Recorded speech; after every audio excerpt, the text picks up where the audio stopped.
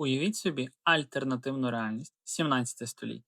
Жодної Російської імперії не існує. Її просто немає на політичній карті світу. Натомість від Балтійського до Чорного моря простягається найпотужніша держава тогочасної Європи. У Києві працюють європейські університети, де еліта вічно спілкується латиною та укладає масштабні міжнародні союзи.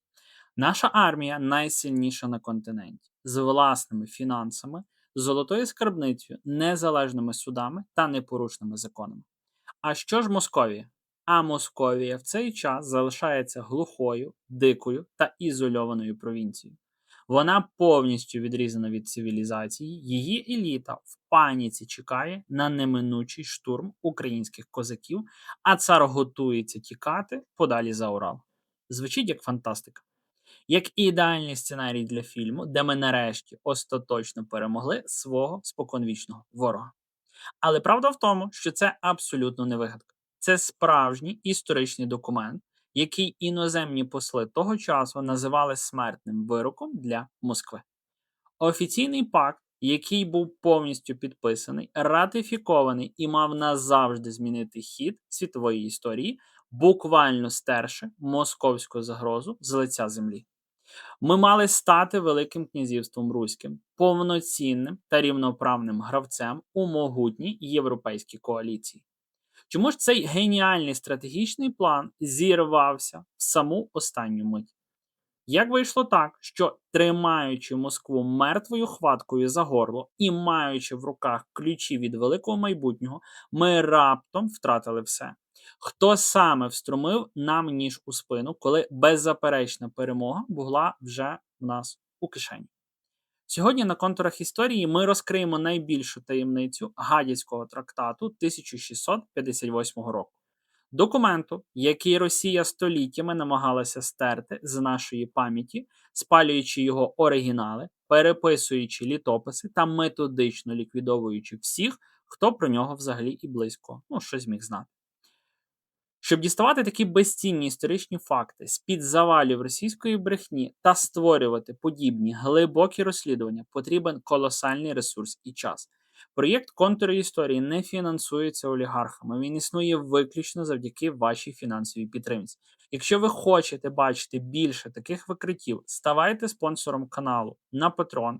Там, до речі, є архів, порядка десь 200 відео, яких немає більше ніде, зокрема і на Ютубі. Або підтримайте нас спонсорством через сам YouTube, або Монобанка чи Приват. Всі актуальні QR-коди у вас є зараз на екрані, також є продубльовані в описі за посиланням під цим відео і будуть в закріпленому коментарі. Ваші донати – це наша спільна інформаційна зброя проти ворожих міфів. А тепер перейдемо до того, що саме приховував цей секретний пакт і чому він викликав у Москві справжню істерику. Серпень 1657 року. Чигирин потопає в жалобі. Смерть Богдана Хмельницького спричинила в Україні справжній політичний землетрус. Хмельницький був не просто гетьманом, він був фігурою колосального масштабу, диктатором у найжорсткішому сенсі цього слова, який тримав усю країну, непокірну старшину та багатотисячну армію у сталевому кулаці. Коли його не стало, молода козацька держава, яка буквально ще тільки формувала свої інституції, миттєво втратила баланс і опинилася просто над прірвою. Москва, яка ще 3 роки тому на Переяславській раді клялася у вічному союзництві та братерстві, використала цей момент, щоб миттєво скинути маски. Московський цар Олексій Михайлович ніколи не розглядав Україну як рівноправного партнера. Для нього Переяслав був лише інструментом для повного поглинання наших територій.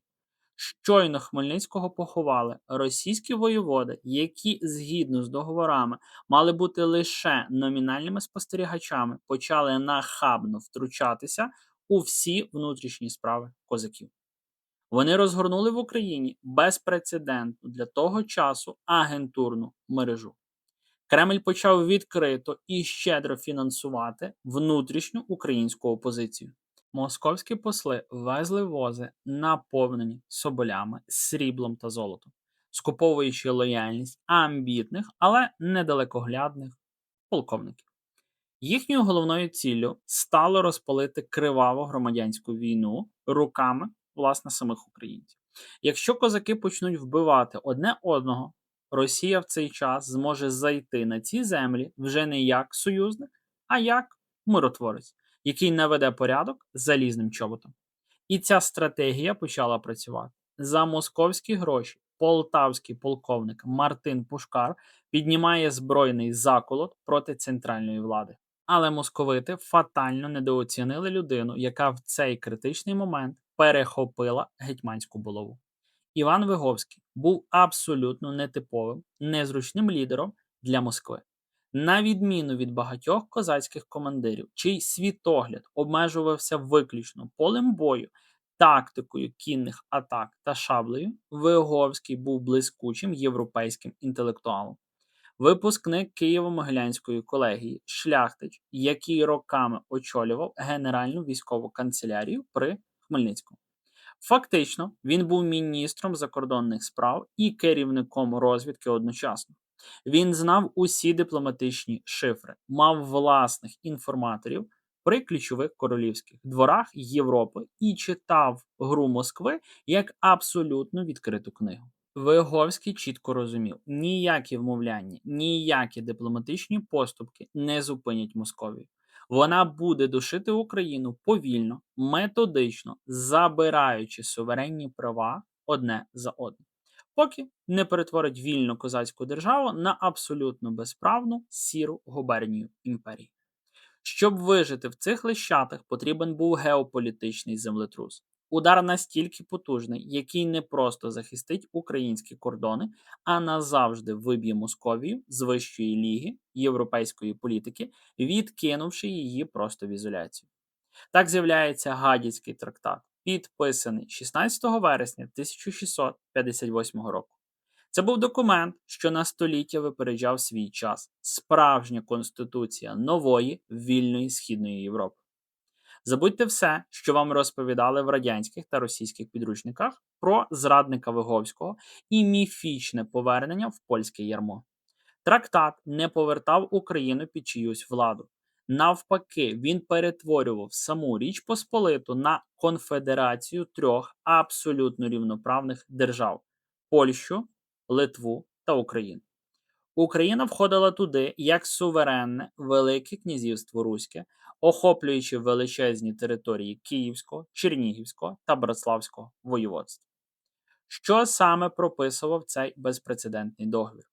Ми отримували абсолютну внутрішню незалежність. Жодних польських чи литовських військ, жодних іноземних гарнізонів на нашій території бути не могло.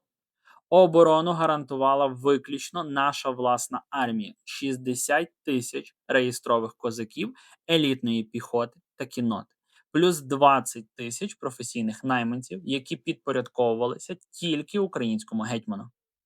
Ми створювали абсолютно незалежну економіку. Україна отримувала власну скарбницю, фінансову систему та свій суверенний монетний двір для карбування власних грошей. Жодна копійка з українських податків більше ніколи не мала йти ні в російську казну, ні у Варшаву. Ми отримували повністю незалежну судову систему, де діловодство велося українською мовою і судили виключно за українським правом. Православна віра остаточно урівнювалася в політичних та юридичних правах з католицькою, а київський митрополит та 5 православних єпископів офіційно отримували почесні місця в Сенаті, вищому органі влади об'єднаної держави. Але буквально справжнім жахом, справжнім нічним кошмаром для дрімучої, неосвіченої Московії став пункт про освіту. Гадяцький трактат гарантував інтелектуальний прорив. Він передбачав створення 2 університетів європейського зразка. Києво-Могилянська академія отримувала ті ж самі високі статусні привілеї, що й славетний Ягелонський університет у Кракові. Дозволялося вільно відкривати будь-яку кількість шкіл, колегіумів та гімназій. І головне, вводилася повна свобода друку. Українські друкарні могли вільно видавати будь-які книги без жодної політичної чи релігійної цензури. Це створювало гігантську, просто нездоланну ментальну прірву між вільною цивілізованою європейською Україною та деградуючою Росією, де за будь-яке інакодумство відправляли на дибу, виривали язики або просто живцем спалювали в зрубах. Коли текст цього трактату московська розвідка перехопила і поклала на стіл царя Олексія Михайловича в Кремлі, почалася просто справжня неконтрольована істерика. Цар усвідомлював весь фатальний масштаб цієї катастрофи. Московія не просто втрачала багаті родючі українські землі та контроль над Києвом. Вона отримувала на своїх західних кордонах надпотужну, шалено багату, високоосвічену і озброєну до зубів європейську супердержаву. Державу, яка назавжди замикала Росію в її східних болотах, наглухо відрізаючи від Чорного та Балтійського морів і будь-яких контактів з тогочасною Європою, ну і майбутньою Європою. Це був абсолютний, беззаперечний смертний вирок усім імперським амбіціям Росії. Розуміючи, що Гадяцький договір – це гарантований кінець Москви, цар приймає радикальні рішення знищити Велике князівство Руське просто в зародку, втопити Україну в крові до того, як цей договір набере повної сили і українці встигнуть інтегруватися в європейські структури. Олексій Михайлович оголошує тотальну мобілізацію по всій Московії. Він просто вигрібає всі резерви і збирає найбільшу, найелітнішу і найкраще озброєну армію, яку тільки мала Московія на той час.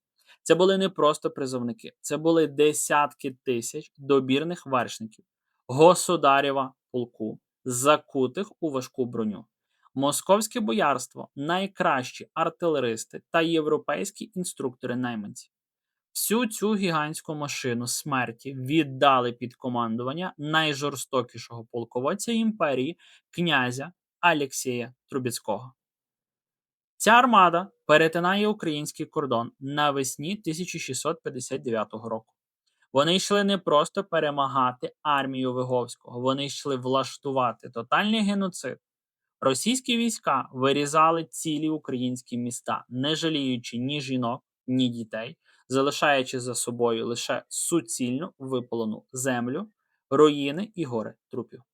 Ситуація стає абсолютно критичною. Здається, що Україна вже просто приречена. Але Трубецький ще не знав, що веде свою армію у найстрашнішу пастку в історії Московії. Але перед тим, як власне відбулася сама генеральна битва, яка назавжди увійшла в підручники тактики, стався просто безприкладний подвиг, про який сьогодні говорять злочинно мало. 70 днів абсолютного, безперервного пекла. Саме стільки тривала героїчна облога Конотопа. Уявіть собі цю картину. Невелика, здебільшого дерев'яна та земляна фортеця, в якій засіло всього-навсього 4 тисячі козаків під командуванням ніжинського полковника Григорія Гуляницького. Це були звичайні люди, які мали захищати свої власні родини. А навколо них, мов безкрайнє море, розкинулася гігантська, майже 100-тисячна армія князя Трубецького. У московитів була найкраща в тогочасній Східній Європі облогова артилерія, колосальні запаси пороху та впевненість у власній безкарності. Російські воєводи були абсолютно переконані, що візьмуть це містечко буквально за кілька днів. Вони навіть не готувалися до довгої позиційної війни. За наказом Трубецького почався безперервний цілодобовий артилерійський обстріл. На Конотоп щодня летіли тисячі ядер, які буквально розносили дерев'яні стіни на тріски. У місті постійно спалахували масові пожежі, швидко закінчувалися запаси пороху та харчів. А найстрашніше, критично не вистачало питної води, бо ворог перекрив усі доступи до річки. Здавалося, гарнізон мав капітулювати буквально вже за тиждень. Але Григорій Гуляницький виявився справжнім героєм оборони і незламним лідером. Він організував оборону так, що кожна година штурму коштувала росіянам сотень життів. Вночі, коли канонада стихала, козаки і звичайні міщани, жінки, підлітки, старі виходили з підвалів і буквально з сирої землі, глини та уламків заново відбудовували зруйновані ділянки стін. На ранок московити бачили перед собою нові укріплення, і все доводилося починати спочатку. Трубіцькой просто скаженів від власного безсилля. Його репутація непереможного полководця тріщала по швах об стіни Конотопа. Він у люті кидав свої найелітніші піхотні полки на штурм один за одним. Російські солдати лізли на стіни по трупах своїх же власних побратимів, ну та товаришів, але щоразу відкочувалися назад, вмиваючись кров'ю, зазнаючи колосальних, просто безглуздих втрат і втрачаючи будь-який бойовий дух. До того ж, козаки не просто сиділи в глухій обороні, пасивно чекаючи смерті від голоду чи ядра. Вони робили неймовірно зухвалі нічні вилазки, які наводили тваринний жах на московитів. Невеликі, безшумні диверсійні групи українців прокрадалися у ворожий табір, вирізали російські дозори, підривали їхні порохові склади і на мотузках затягували захоплені російські гармати назад у фортецю. Це була справжня психологічна війна на виснаження. Гігантська російська військова машина, яка ще буквально донедавна погрожувала стерти Україну всю абсолютно в порошок, почала панікувати перед купкою незламних оборонців Конотопа. У російському таборі почалися хвороби, дезертирство та відкритий ропіт проти командування. Ці неймовірні 70 днів виграли для України абсолютно все. Вони повністю зламали наступальний темп Москви, знекровили її армію і дали гетьману Івану Виговському найдорожче, що можна було на той час отримати – це час. Час, щоб зібрати основну українську армію, провести складні дипломатичні переговори, домовитися про військовий союз із кримським ханом Мехмедом IV Гіраєм і, найголовніше, підготувати для Трубіцького ідеально смертельну пастку. Сам план розгрому російської армії під Конотопом був абсолютно шедевральним з військової точки зору, які і сьогодні детально розбирають у всіх західних військових академіях. Виговський об'єктивно усвідомлював, він не має шансів у прямому класичному зіткненні, можна сказати, стіна на стіну у чистому полі. У нього було значно менше важкої піхоти і артилерії, ніж у росіян. Тому гетьман вирішив використати проти ворога дві найпотужніші зброї – специфічний український ландшафт і безмежну сліпу самовпевненість російських генералів. Ключем до перемоги мала стати невелика річка Соснівка. Навколо неї розкинулися розлогі, непрохідні торф'яні болота, розрізані дрібними струмками. Ідеальне місце для масштабної багатотисячної засідки. І от настає 28 червня 1659 року. День, який назавжди мав увійти з золотими літерами до підручників історії, але був ретельно стертий російською цензурою. Виговський проводить блискучу за своєю хитрістю і ризиком військову операцію. Рано вранці передовий мобільний загон козаків несподівано атакує позиції московитів біля переправи. Після короткого вогневого контакту українці різко розвертаються і починають симулювати панічний хаотичний відступ. Головнокомандувач російської ударної групи князь Семен Пожарський та князь Семен Львов миттєво ковтають цю наживку. Вони були типовими представниками московської еліти, пихатими, зарозумілими і абсолютно впевненими у власній вищості. Вони щиро вважали українців слабкими холопами і зрадниками, які просто не витримали натиску справжньої імперської сили і тепер рятуються втечею. Пожарський закусив вудила. Він особисто очолює переслідування. Уявіть собі цей момент. Понад 30 тисяч елітних російських вершників, дворянська кіннота, найбагатші і найвпливовіші родини Москви закуті у важкі обладунки. На найвищих і найкращих конях зриваються з місця і важкою, неповороткою лавиною кидаються в погоню за козаками через вузький міст і броди на річці Соснівка. Щойно останні російські ескадрони перетнули річку і втягнулися в низину пастка Виговського миттєво захлопнулася, буквально з оглушливим тріском. Спеціальний замаскований загін козаків, який чекав свого часу в очеретах, блискавично зруйнував переправу та загатив річку вище за течією. Вода швидко піднялася, вийшла з берегів і буквально за лічені хвилини перетворила поле битви на суцільне, непролазне місиво з багнюки і торфу. Відступати росіянам було більше нікуди. І саме в цю секунду з густого лісу вдарили замасковані козацькі гармати Виговського. Це був розстріл впритул. Важкі човунні ядра прошивали щільні російські кінні шикування, буквально наскрізь, відриваючи руки, ноги і голови. Серед московитів почалася тотальна тваринна паніка. Важко озброєні вершники намагалися розвернути коней, щоб втекти, але їхні скакуни грузли по черево в болоті. Еліта московської армії перетворилася на ідеальну, абсолютно нерухому мішень. А потім настав фінальний акорд Виговського. З флангів і з диким криком на дезорієнтованих росіян налетіла 40-тисячна татарська кіннота та свіжі козацькі полки. Вони врізалися в цей натовп і почали методично, холоднокровно рубати ворога. Це вже була не битва, це була грандіозна м'ясорубка.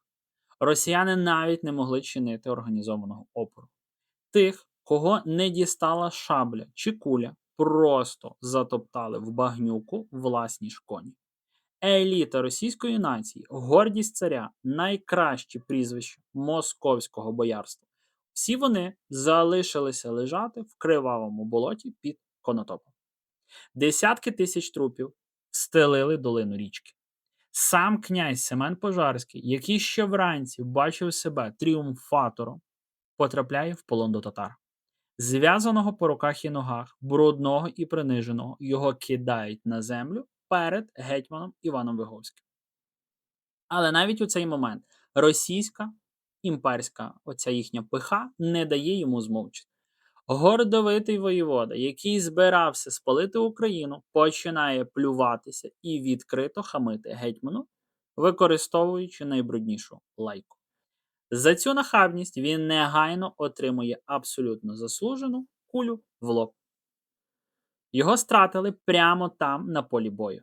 Коли звістка про цей катастрофічний розгром докотилася до Москви, там почалася неймовірна, неконтрольована паніка, якої місто не бачило сотні років. Цар Олексій Михайлович впадає в глибокий, паралізуючий шок. У місті починається справжній апокаліпсис. Переляканий насмерть цар наказує терміново знімати всі наближені до кордону гарнізони і стягувати їх для захисту самої Москви. Людям наказують цілодобово рубати ліс навколо столиці і будувати земляні вали. Царський двір пакує скарбницю і готується втікати далеко за Волгу у Ярославль. Російський історик Сергій Соловйов, який через багато років досліджуватиме ці події, напише гірку для росіян правду. Цвіт московської кінноти, що здійснив щасливі походи 1654 і 1655 років, загинув в один день. І вже ніколи після того цар московський не був у силах вивести в поле таке блискуче військо. В жалібній одежі вийшов цар Олексій Михайлович до народу і жах напав на Москву. Ми тримали Москву за горло. Абсолютно вся російська військова міць була стерта в порошок. Шлях на Кремль для об'єднаної українсько-татарської армії був повністю відкритий. Ми мали повне, беззаперечне історичне і моральне право піти маршем на північ і спалити російську столицю дотла за всі їхні злочини, інтриги та кров на нашій землі. Ми стояли буквально за один крок від того, щоб назавжди змінити хід світової історії і стерти Російську імперію ще до того, як вона встигла повністю народитися. Але те, що сталося одразу після цієї геніальної, блискучої перемоги, не вкладається в жодну здорову голову. Нас зупинила не російська шабля, не ворожа артилерія і не геній московських генералів. Нас зупинили, зламали і знищили свої ж власні люди, внутрішні зрадники. Як вийшло так, що здобувши найблискучішу перемогу в нашій історії і знищивши цвіт російської армії, ми опинилися в абсолютній руїні. Чому Іван Виговський не пішов на беззахисну Москву, щоб забити останній фатальний цвях у трону імперії? Відповідь на це питання століттями ретельно приховувалася в російських архівах, переписуючись в їхніх підручниках і стираючись з національної пам'яті. Щоб ми могли продовжувати нашу роботу, працювати з першоджерелами і зривати маски з таких масштабних історичних міфів, нам критично потрібна ваша фінансова підтримка. Якщо ви відчуваєте цінність цих розслідувань і хочете бачити ще більше якісного, глибокого контенту, підтримайте нас донатом на Монобанку чи Приват. Актуальні реквізити є у вас зараз на екрані, або ставайте нашим спонсором тут на Ютубі чи на Патреоні. Всі посилання є в описі під цим відео, також будуть продубльовані в першому закріпленому коментарі. Ваша підтримка – це буквально єдине, що дозволяє нам працювати абсолютно незалежно і говорити правду. А тепер до найгіркішої сторінки нашої історії. То чому ж? Забув. І величезна вдячність всім тим, хто долучається кожного дня до підтримки нашого каналу. У вас зараз так само ці люди будуть виведені на екран. Вам величезна особлива вдячність за те, що ви не лише там вподобайкою чи суто переглядом нашого контенту нас підтримуєте так, але ще й допомагаєте нам фінансово. За це вам справді величезна вдячність. Тепер точно рухаємося далі. То чому ж українська армія раптово зупинилася і відмовилася від походу на Москву? Тому що в її тилу, буквально в самій Україні, вибухнула колосальна інформаційна та політична бомба, філігранно закладена московськими спецслужбами, тогочасними. Поки гетьман громив еліту Трубіцького на полі бою, російські агенти розгорнули безпрецедентну, небачену досі кампанію з дестабілізації козацької держави зсередини. Деталі цієї зради набагато складніші, зокрема, і страшніші, ніж просто банальний підкуп якихось там кількох тогочасних українських високопосадовців. Це була перша в нашій історії повномасштабна професійна інформаційна спецоперація. Класична гібридна війна 17 століття. Московити чітко на власному кривавому досвіді побачили, що у відкритому бою на полі власне, зі всією зброєю козаків не зламати. Тому вони вдарили в найслабше, найвразливіше місце будь-якого суспільства – соціальну нерівність і жадобу до швидкої наживи. В Україні на той час вже сформувався відчутний соціальний поділ на заможну старшину, яка прагнула розбудувати нову державу за європейськими правилами, та масову бідну голоту, так звану чернь, яка після 10 останніх років війни, зокрема, як це було за період Хмельницького, звикла до грабунку і хотіла простих рішень. Вони не готові були якийсь час чекати, щоб могли вибудуватися інституції, укріпнути і зміцнити, власне, сама козацька держава. Вони хотіли вже зараз і з розгромами, по факту, за будь-яку ціну, без якихось там думок про майбутнє.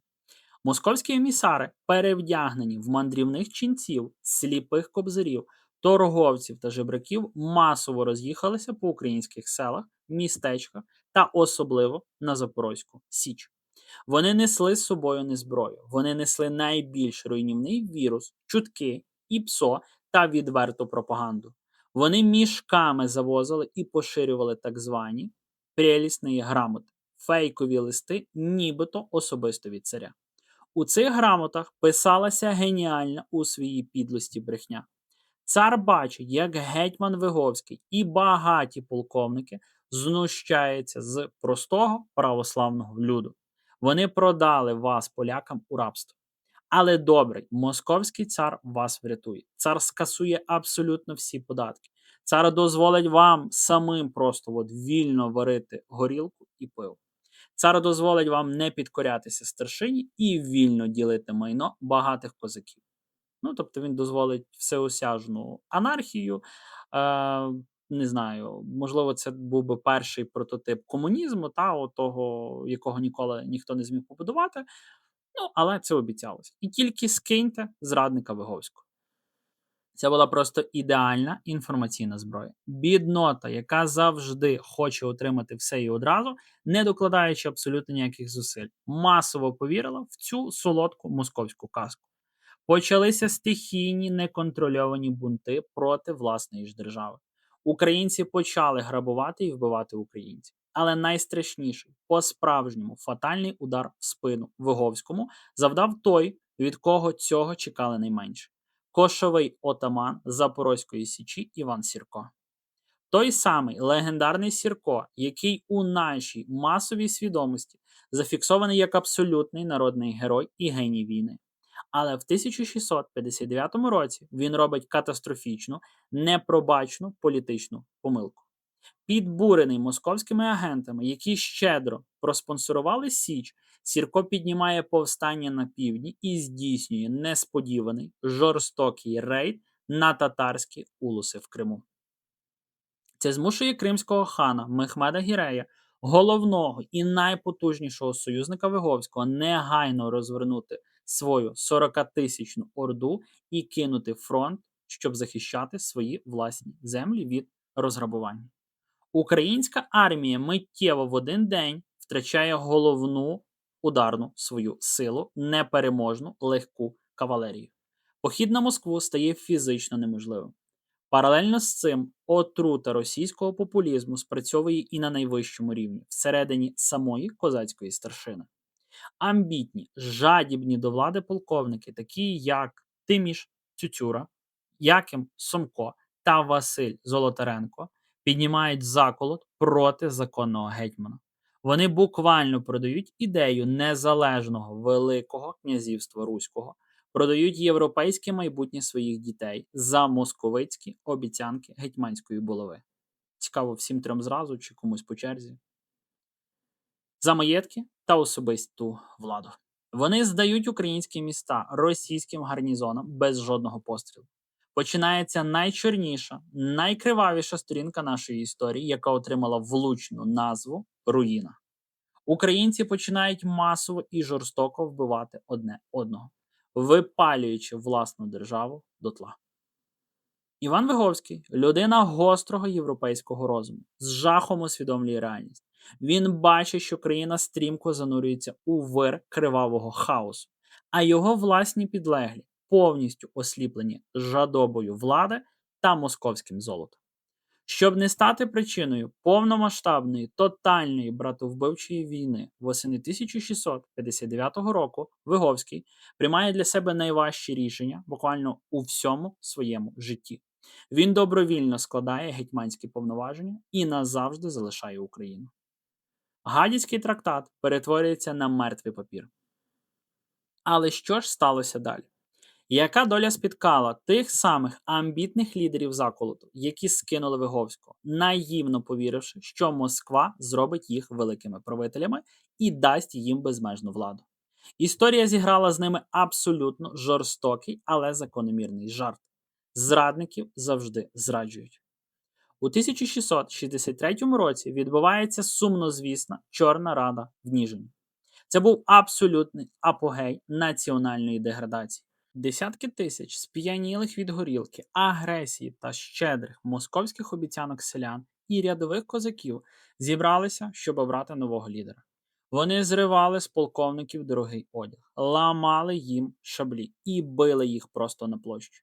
Цей агресивний, одурманений російською пропагандою натовп обирає гетьманом Івана Брюховецького.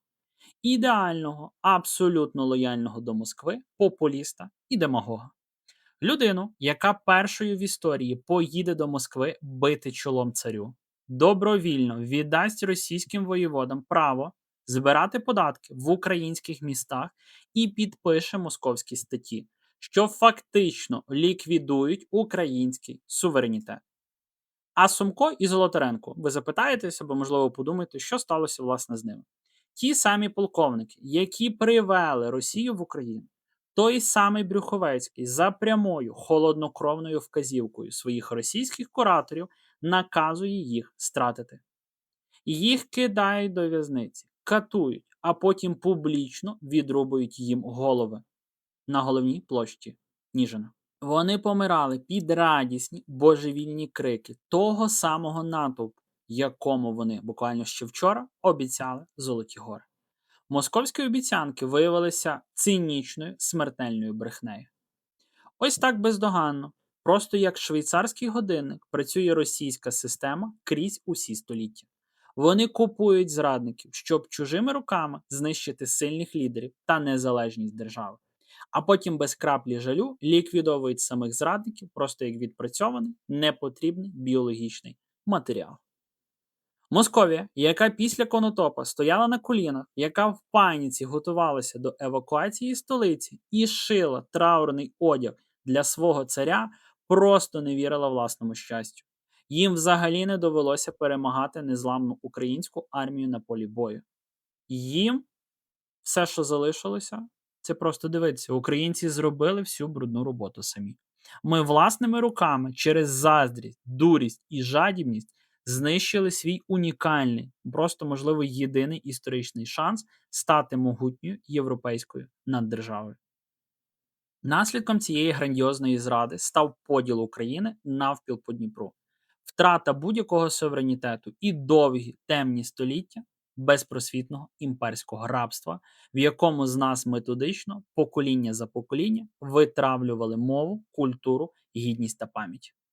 Історія Гадяцького трактату і тріумфу під Конотопом – це не просто розповідь про змарновану можливість, з якогось там далекого минулого. Це жорстокий, кровоточивий, оголений урок для нашого сьогоднішнього покоління. Ця історія кричить нам крізь століття: жодна, навіть найблискучіша перемога на фронті, жоден нищівний розгром ворожої армії не мають жодного, абсолютно ніякого сенсу, якщо всередині країни безкарно працюють ворожі агенти впливу. Якщо суспільство із закритими очима ведеться на дешевий примітивний популізм, а еліта готова продати все, буквально всі національні інтереси і власну державу заради миттєвої особистої вигоди і якихось там міжособиць та і взагалі якихось чвар. Сьогодні Московія в вигляді сучасної Росії використовує проти нас абсолютно ті самі методи, ті самі лекала і ту саму пропаганду, що й 360 років тому. Вони продовжують шукати нових Сомків, Брюховецьких та Тютюр. Вони масово розповсюджують інформаційні фейки, вкидають мільйони доларів, хоча зараз вже певний мільярд доларів в ІПСО. Намагаються розколоти нас зсередини, посіяти тотальну зневіру, втому і стравити українців між собою, як вони це завжди робили.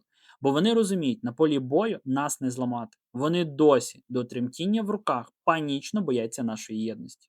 І єдиний спосіб вижити, єдиний спосіб не повторити цю фатальну самовбивчу помилку 1659 року – це знати свою справжню нецензуровану історію. Зберігати холодний критичний розум, до чого вас закликаю, тримати монолітну залізну єдність і ніколи, за жодних, навіть найскладніших обставин, не вірити жодному слову з Москви. Бо кожне їхнє слово про мир чи братерство – це лише підготовка до нового геноциду. Дякую, що додивилися це велике розслідування до кінця. Якщо ця історія відкрила для вас щось нове, якщо вона вас змусила задуматися, обов'язково ставте вподобайку та пишіть свої думки в коментарях. Яку ще історичну подію, битву чи зраду ви б хотіли розібрати в такому глибокому форматі? Алгоритми Ютуба обожнюють вашу активність, вона допомагає просувати правду, а я особисто і дуже уважно читаю кожен ваш відео. Підписуйтесь на канал Контури Історії, тисніть на дзвіночок. Попереду в нас ще дуже багато шокуючої правди, яку вони намагалися від нас приховати назавжди. Побачимося з вами в наступних відео. Долучайтеся до фінансової підтримки каналу. Зараз справді є величезна просто потреба в мікрофоні. Тому хто має можливість фінансово справді підтримати наш канал, бо це не дешева річ, воно вартує декілька тисяч гривень і, на жаль, поки наш канал не має можливості як то кажеться, профінансувати це. Тому величезна буде особисто від мене як автора вдячність тим людям, які зможуть нас підтримати в плані нашого розвитку для устаткування і техніки. Бережіть себе, тримаємо стрій. Слава Україні!